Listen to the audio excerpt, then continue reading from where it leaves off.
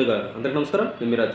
ఆంధ్రప్రదేశ్‌కు సంబంధించి తిరుమల శ్రీవారిని దర్శించుకునే క్రమంలో ఒక తీరని తప్పిదం జరిగింది అని ఆంధ్రప్రదేశ్ ప్రజలకే కాదు యావత్ భారతదేశంలో కూడా చాలామందికి తెలిసిన విషయం.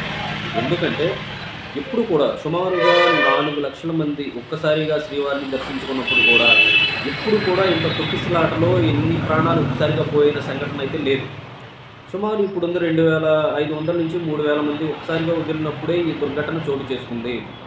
దీని కోణంలో కూడా ఎంక్వైరీ వేయండి, ఎందుకు ఇలా జరిగింది అనేది తెలుసుకోవాలి అని చెప్పి డిప్యూటీ సీఎం పవన్ కళ్యాణ్ గారు అధికారుల్ని ఆదేశించడం. అంతేకాకుండా అక్కడికి హాస్పిటల్ ఏదైతే ఉందో క్షతగాత్రులు ఎవరైతే ఉన్నారో వారిని పరామర్శించడానికి, లేకపోతే గాయపడిన వారు ఎవరైతే ఉన్నారో ఆ భక్తులు వారిని పరామర్శించడానికి దానికి సంబంధించి ప్రభుత్వం గాయపడిన వారికి దానికి తగిన రీతిలో నష్టపరిహారంతో పాటుగా చనిపోయిన వారు ఎవరైతే ఉన్నారో వారి కుటుంబం నుంచి ఒక గవర్నమెంట్ ఉద్యోగం కూడా వాళ్ళకి ఇవ్వాలి అని చెప్పి నిర్ణయించుకోవడం జరిగింది. డిప్యూటీ సీఎం కావచ్చు, లేకపోతే సీఎం గారు కావచ్చు, ప్రతి ఒక్కరు కూడా వారిని పరామర్శించడం జరిగింది.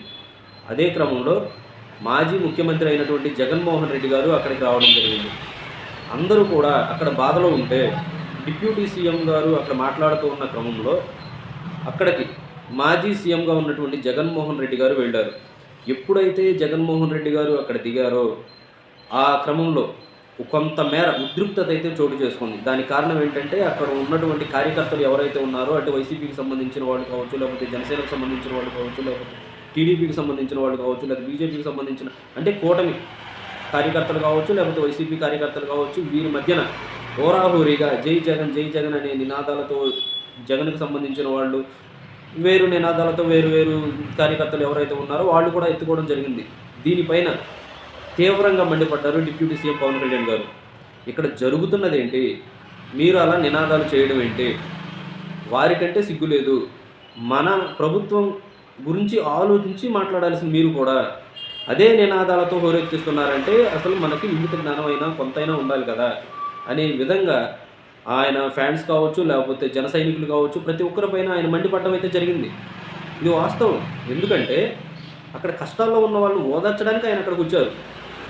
మన ప్రతిభను చూపించడానికి అక్కడికి వెళ్లాల్సిన అవసరం లేదు కార్యకర్తలు. ఎందుకంటే ఆల్రెడీ ఆంధ్రప్రదేశ్ మొత్తానికి తెలుసు జనసేన ప్రతిభ ఏంటి, లేకపోతే కూటమి ప్రతిభ ఏంటి, జగన్మోహన్ రెడ్డి గారి ప్రతిభ ఏంటి అని. అంటే 11కి పడిపోయిన జగన్మోహన్ రెడ్డిని 21 సీట్లు పెంచుకున్నటువంటి 100% స్ట్రైక్ రేట్తో ముందుకు పోయినటువంటి పవన్ కళ్యాణ్ గారు వేరేగా చెప్పాల్సిన అవసరం లేదు. ఆంధ్రప్రదేశ్లో ఉన్న ప్రజలందరికీ తెలుసు. కానీ అక్కడ జరుగుతున్న సంఘటన ఏంటి, అక్కడ జరిగిన దుర్ఘటన ఏంటి, ఇక్కడ బయట ఈ నినాదాలు ఏంటి అని చెప్పి పవన్ కళ్యాణ్ గారు మండిపడటం అయితే జరిగింది. దీనిపైన నెటిజన్లు కూడా ప్రశంసల వర్షం అయితే కురిపిస్తున్నారు డిప్యూటీ సీఎం పైన.